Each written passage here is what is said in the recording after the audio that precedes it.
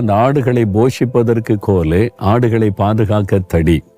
அந்த உமது கோலும் உமது தடியும் என்னை தேற்றும் அப்படின்னா எனக்கு பாதுகாப்பு ஆசீர்வாதமாக இருக்கும்.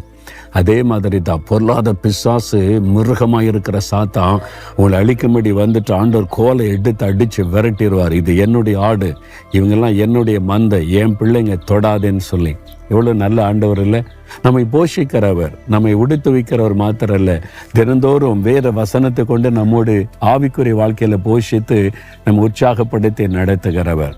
அதனால சொல்லுங்க, உமது கோலும் உமது தடியும் என்னை தேற்றும். நீங்க எப்பவும் என் கூடவே இருக்கிறீங்க, நல்ல மேய்ப்பனா இருக்கிறீங்க, அது எனக்கு போதும். அதனால எனக்கு ஒரு குறையும் இல்லை, நான் சந்தோஷமா இருக்கிற ஆண்டவர்ன்னு சொல்றீங்களா? தகப்பனை, எனக்கு நீங்க நல்ல மேய்ப்பனா இருக்கிறீங்க, உங்களுடைய கோலும் தடியும் என்னை தேற்றுகிறது, என் கூடவே இருக்கிறீங்க, எனக்கு ஒரு குறையும் இல்லை, என்னை நல்லா வச்சிருக்கிறீங்க. உங்களுக்கு கோடி கோடி ஸ்தோத்திரப்பா. இயேசுவின் நாமத்தில் ஸ்தோத்திர பலிகளை ஏறெடுக்கிறேன் பிதாவே, ஆமென்.